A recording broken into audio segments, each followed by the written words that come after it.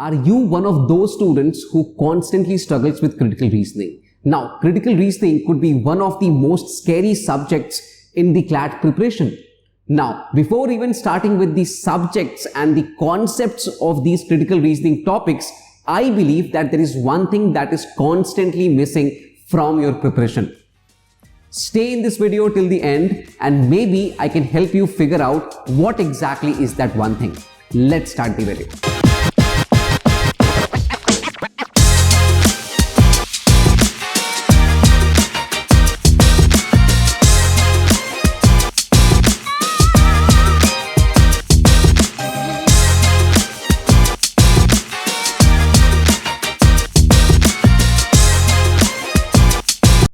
Hi everyone, this is Vivek, co-founder of Legalite, and in this video we are going to talk about the mindset that you need to develop to think critically.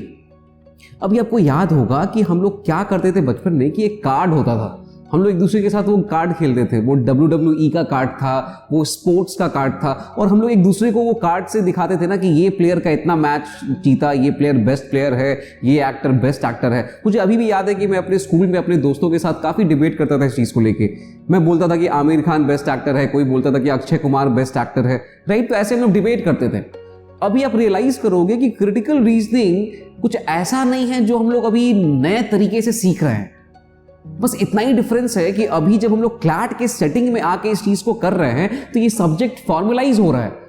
अपने school के days पे हमारे हर दिन, मतलब जो individual CLAT का student नहीं भी है, आपके पापा, आपके मम्मी, सारे लोग, जो इंडिविजुअल चाय बेच रहा है, जो सब्जी बेच रहा है, सब लोग हर दिन क्रिटिकल डिसीजंस लेते हैं। फॉर एग्जाम्पल आप सोच के देखिए ना कि आप एक सब्जी वाले के दुकान में जाते हैं, अपनी मम्मी के साथ आप जाते हैं, तो आप क्या करते हैं? आप देखते हैं कि भाई इसका आलू ले, कौन सा आलू ले। आप देखते होंगे ना कि बैंगन, आलू या कोई भी चीज जब आप खरीदने के लिए जाते हैं तो आप देखते हैं ये वाला अच्छा है कि नहीं है, ये वाला आप भैया दे दीजिए, ये वाला मत दीजिए, ये वाला हटा दीजिए। अभी क्या है कि यहाँ एक बेसिस है, यहाँ एक लॉजिक है कि क्यों ये वाला चीज हम ले रहे हैं और दूसरा चीज नहीं ले रहे हैं। चाहे कोचिंग इंस्टीट्यूट सेलेक्ट करना हो, चाहे आपका प्रोफेशन सेलेक्ट करना हो, ये मियरली बस एक एक्सप्रेशन ऑफ डिसीजन नहीं होता है। इसके पीछे प्रॉपरली रीजंस होता है। जो आप किसी दूसरे इंडिविजुअल को एक्सप्रेस करते हैं, कन्वे करते हैं, तो उनको समझ में आता है इस बात को। अभी प्रॉब्लम क्या है कि क्लास 1 से लेके क्लास 12 तक हमें मतलब इस चीज से रैंक किया गया है कि हम जो टीचर्स हमें पढ़ाते हैं उसको हम कितने इफेक्टिवली एग्जाम में रिपीट कर पाते हैं। अभी इससे प्रॉब्लम क्या हो गया कि हमारा हैबिट जो है वो सोचने का नहीं है, हमारा माइंडसेट जो है वो सोचने का डेवलप ही नहीं हुआ। हम लोग क्या कर रहे हैं, हम लोग बस एक इंफॉर्मेशन को रिपीट कर रहे हैं एग्जाम में।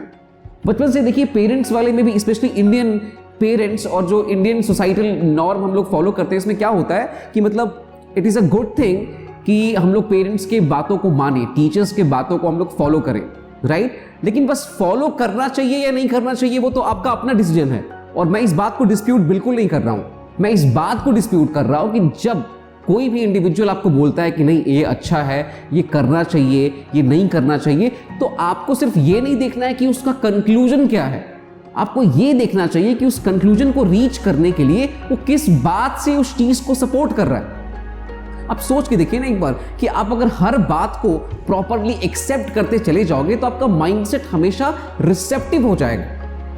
ऑन दी कॉन्ट्ररी, अगर आपको लॉ स्कूल में जाना है, आपको लॉयर बनना है, आपको हर बात को डिबेट करना है, आपके ऑपोजिशन के पास प्रॉपरली एविडेंस है, फिर भी आपको बोलना है कि ये एविडेंस होने के बाद भी उस कंक्लूजन को रीच नहीं कर सकते।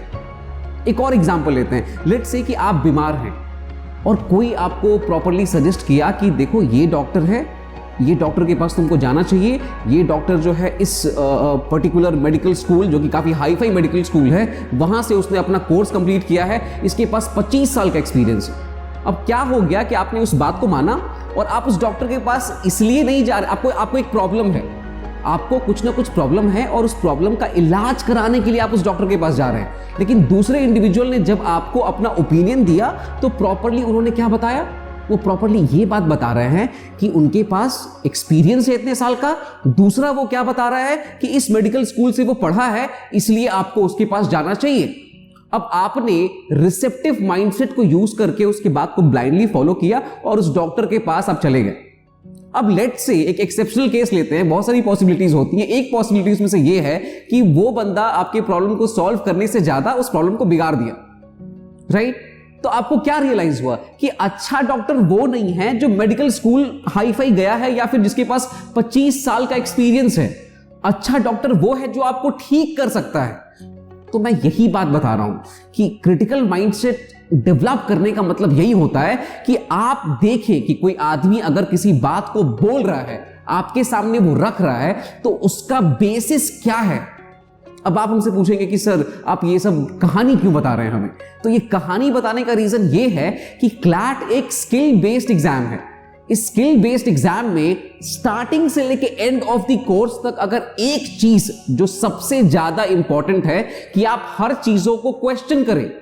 जब आप इलेट एग्जाम के लिए भी क्रिटिकल रीजनिंग क्वेश्चंस को आप सॉल्व करेंगे तो मियरली आप रूल्स फॉलो मत कीजिए। आपको प्रॉपर्ली ये देखना है कि कोई भी आर्ग्यूमेंट अगर दिया हुआ है तो हर केस में हमको यही देखना है कि कौन सा कंक्लूजन किस इंडिविजुअल ने रीच किया और किस एविडेंस के बेसिस पे रीच किया, ये देखना है हमें। और इसीलिए क्लैट एग्जाम में मैक्सिमम स्टूडेंट्स को प्रॉब्लम फेस होता है क्योंकि उनको प्रॉपर्ली ये हैबिट होता ही नहीं है। आप एक और एग्जांपल लीजिए। अब क्या करते हैं हम लोग कि हम लोग क्लैट का प्रिपरेशन बहुत समय क्या होता है कि हम लोग डिस्टेंस लर्निंग कोर्स करते हैं या फिर बहुत टाइम हम लोग किसी ऑथर का कोई पॉपुलर बुक है वो हम लोग खरीद लिए। अब होता क्या है कि आप उससे reading comprehension passage, critical reasoning questions या प्रैक्टिस करना स्टार्ट कर दिए। अब लेट्स से आपने एक पैसेज सॉल्व किया, उस पैसेज में 5 क्वेश्चन था, उस 5 क्वेश्चन में से 4 क्वेश्चन आपका करेक्ट हो गया लेकिन एक क्वेश्चन आपका इनकरेक्ट था। अब उस इनकरेक्ट क्वेश्चन के लिए आपने क्या किया?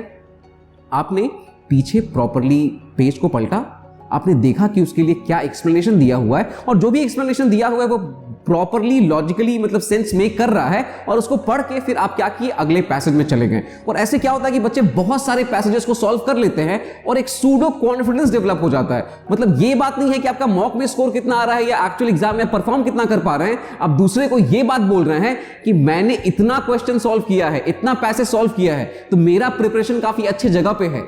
बट प्रॉब्लम यहां पे ये नहीं है। वो 4 क्वेश्चन किसी भी एग्जाम में आता तो आप उसको सॉल्व कर पाते। वो जो एक क्वेश्चन जो आप सॉल्व नहीं कर पाए वहीं पे आपको इंप्रूव करना था, वही आप सोच नहीं पा रहे थे। और किताब में जो आंसर या फिर एक्सप्लेनेशन लिखा हुआ है वो किसी और के माइंडसेट से लिखा हुआ है। जो बुक का ऑथर है उसने उस चीज को लिखा है, तो आपने खुद से वो आंसर नहीं सोचा।